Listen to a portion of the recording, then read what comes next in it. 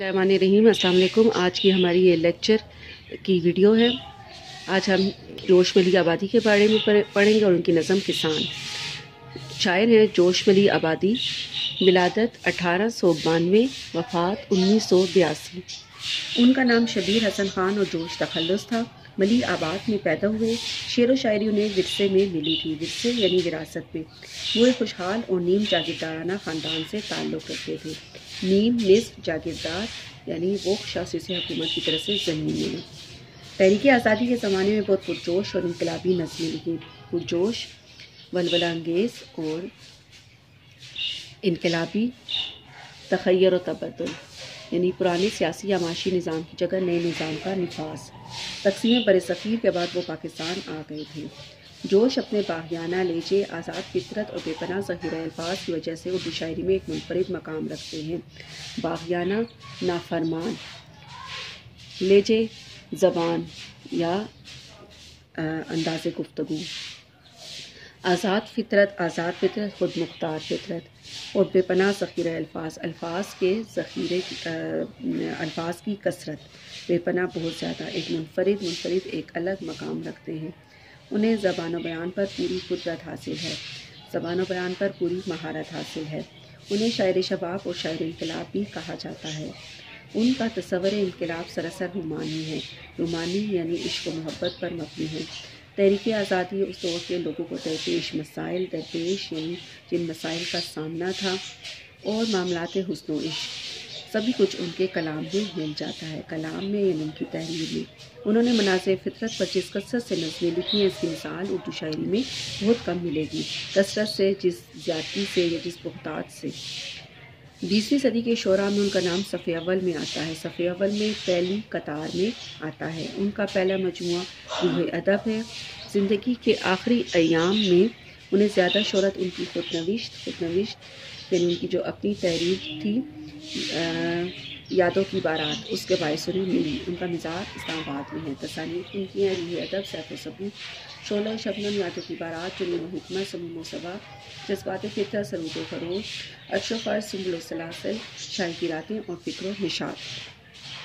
اب ہم ان کی نظم پڑھیں گے۔ کسان۔ ناظر گل، پاسبان رنگ و بو، گلشن پناہ، ناز پرور لہلہاتی کھیتیوں کا بادشاہ۔ یعنی یہاں پر پہلے میں آپ کو میننگ بتا دیتی ہوں۔ ناظر گل،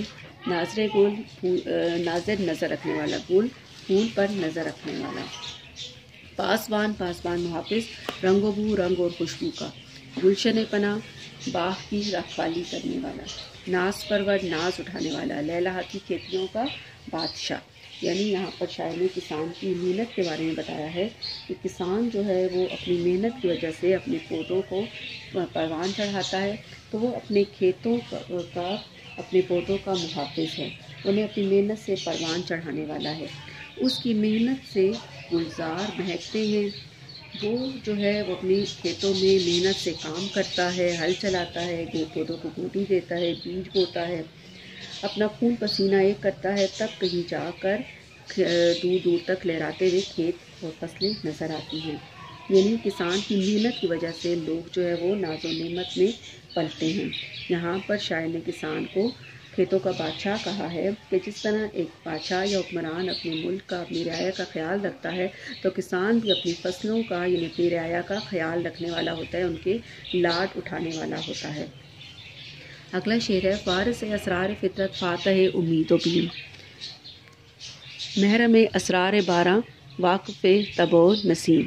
یعنی وارث اسرار فطرت کے رازوں کا جاننے والا، فاتح امید و بیم، فاتح امید اور خوف دونوں حالتوں پر فتح پانے والا، قابو پانے والا، محرم اسرار باراں، بارش کے رازوں کا جاننے والا، واقف طبع نسیم، صبح کی ہوا کی طبیعت کو، اس کے رخ کو جاننے والا۔ اب یہاں پر بھی شاید کسان کی محنت کے بارے میں بیان کر رہے ہیں، اس کی تعریف کر رہے ہیں کہ کسان جو ہے وہ فطرت کے رازوں کا جاننے والا ہے۔ اسے پتہ ہے کہ کس موسم میں کس طرح بیج بونا ہے، کون سا بیج بونا ہے، مٹی کو کس طرح ہموار کرنا ہے۔ یعنی اللہ تعالیٰ نے اپنے پوشیدہ رازوں کے بارے میں کسان کو آگاہ کیا ہے، اسے بتایا ہوا ہے کہ اس نے کون سے موسم میں کون سا بیج بونا ہے، کون سی فصل تیار کرنی ہے۔ اس کی نظر جو ہے وہ بادلوں پر، بارشوں پر ہوتی ہے۔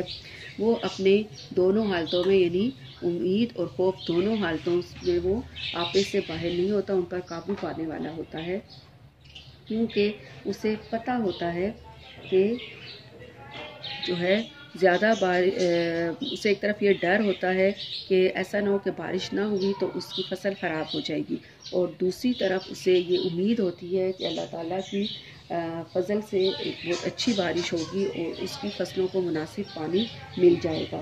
تو یعنی وہ دونوں حالتوں میں جو ہے وہ قابو پانے والا ہوتا ہے، ان پر آپے سے وہ باہر نہیں ہوتا۔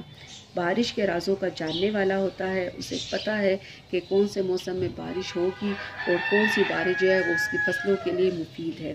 اس طرح وہ صبح کی ہوا کی طبیعت کو بھی جاننے والا ہوتا ہے، اسے پتہ ہے اس کے صبح کی جو ہوا ہے وہ پودوں میں جان ڈال دیتی ہے، انہیں تر و تازہ کر دیتی ہے۔ وارث جلوہ قدرت کا شاہد، حسن فطرت کا گواہ، ماہ کا دل مہر عالمتاب کا نور نگاہ۔ جلوہ قدرت کا شاہد، شاہد مطلب گواہی دینے والا، حسن فطرت کا گواہ، فطرت کے حسن کی گواہی دینے والا۔ ماہ کا دل، سورج کا دل، مہر عالمتاب کا نور نگاہ، دنیا کو روشن کرنے والے سورج کی آنکھوں کا نور، نور نگاہ آنکھوں کا نور۔ اب یہاں پر بھی شاعر نے کسان کی محنت کے بارے میں بیان کیا ہے کہ کسان جو ہے وہ قدرت کے جلووں کی گواہی دینے والا ہوتا ہے، یعنی اسے پتہ ہوتا ہے کہ وہ جو ہے اللہ تعالیٰ کس طرح جو ہے وہ یعنی ایک خالی ایک بنجر زمین سے کس طرح جو ہے وہ پودے نکالتا ہے، یعنی اس کا تمام دن جو ہے وہ کھیتوں میں گزرتا ہے، تو اسے پتہ ہوتا ہے کہ اللہ تعالیٰ جو ہے وہ یعنی وہ قدرت کے رازوں کو جانتا ہے، اسے پتہ ہے کہ اللہ تعالیٰ اس سخت بنجر زمین سے کس طرح پودا نکالے گا، کس طرح وہ ایک لہراتی ہوئی فصل میں تبدیل ہوگا، اور کس طرح وہ لوگوں کے لیے، جانداروں کے لیے خوراک کا ذخیرہ بنے گا۔ تو چونکہ اس کا تمام دن جو ہے وہ کھیتوں میں گزرتا ہے، تو وہ اللہ تعالیٰ کی اس نعمتوں کو، اللہ تعالیٰ کی اس برکتوں کو وہ اپنی آنکھوں سے دیکھتا ہے اور ان کی گواہی دینے والا ہوتا ہے۔ ماہ کا دل یعنی وہ جو ہے وہ رات کے وقت بھی آتا ہے، اندھیرے میں جب دنیا سو رہی ہوتی ہے، وہ اپنے کھیتوں کو، اپنے پودوں کو پانی دینے آتا ہے، تو وہ جو ہے وہ ماہ کا یعنی چاند کا دل بن جاتا ہے، یعنی چاند بھی اس سے محبت کرنے لگ جاتا ہے۔ اور دن کے وقت بھی وہ تیز گرمی میں جب کام کر رہا ہوتا ہے تو سورج کی آنکھوں کا نور بن جاتا ہے، یعنی سورج بھی جو ہے وہ اپنی گرمائش سے، اپنی تیز آنچ سے جو ہے وہ اس کی فصل کو پکا دیتا ہے۔